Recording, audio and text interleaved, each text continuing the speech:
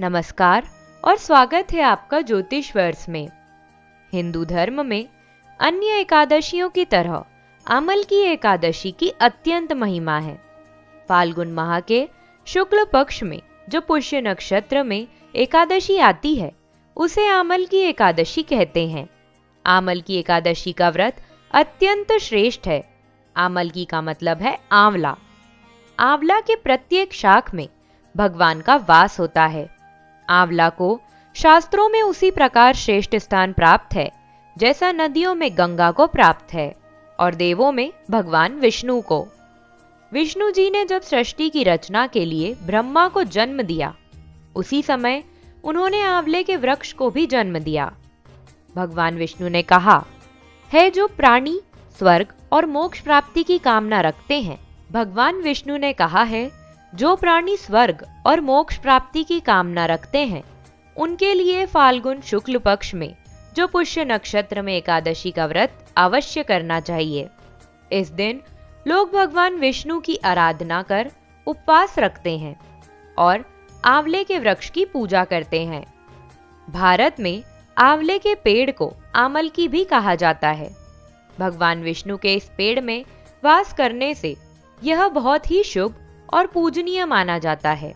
आमल की एकादशी का व्रत करने से समस्त देवी देवताओं का आशीर्वाद प्राप्त होने के साथ भगवान विष्णु की कृपा सदैव बनी रहती है। इसकी शुरुआत 20 मार्च 2024 को रात 12:21 पर होगी और इसकी समाप्ति 21 मार्च 2024 को रात्रि 2:22 पर होगी। हिंदू पंचांग के अनुसार दूसरे त्योहारों की तुलना में आमल की एकादशी के दिन का सबसे अधिक महत्व होता है। होली के लोकप्रिय त्योहार की शुरुआत भी आमल की एकादशी को मानी जाती है। भगवान को संदर्भित करते हुए इस पेड़ की पूजा करना व्यापक परिप्रेक्ष्य से हिंदू धर्म के प्रतीकात्मक प्रतिनिधित्वों में से एक माना जाता है। इस दिन जो भी इच्छा मन में लेकर उपवास करते हैं उनकी समस्त मनोकामनाएं पूर्ण होती हैं। हिंदू मान्यता अनुसार आमल की एकादशी से जुड़ी कथा काफी प्रचलित है। एक बार मांधाता ने महर्षि वशिष्ठ जी से ऐसे व्रत की कथा सुनाने का आग्रह किया जिससे उन्हें मोक्ष की प्राप्ति हो। तब महर्षि वशिष्ठ ने उन्हें आमल की एकादशी की कहानी सुनाते हुए कहा कि एक वैदिश नाम का नगर था जिसमें ब्राह्मण, क्षत्रिय, वैश्य और शूद्र चारों वर्ण आनंद सहित रहते थे। उस नगर में सदैव वेद ध्वनि गूंजा करती थी तथा पापी, दुराचारी तथा नास्तिक उस नगर में कोई नहीं था।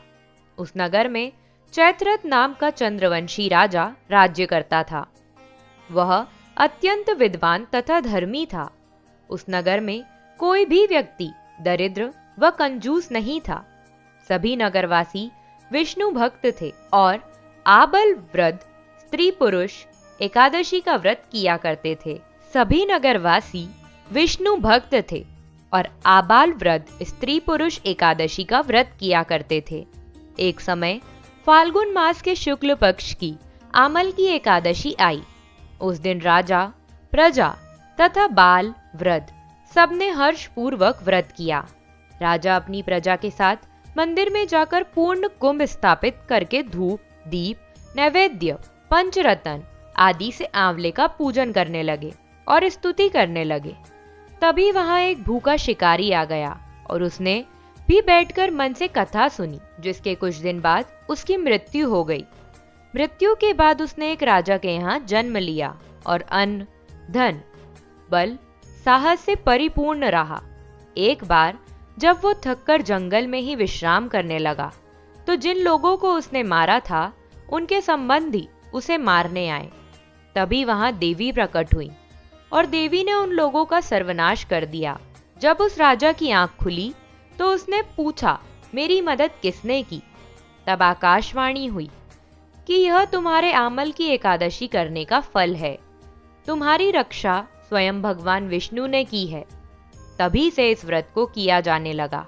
इस व्रत के करने से समस्त पाप नष्ट हो जाते हैं।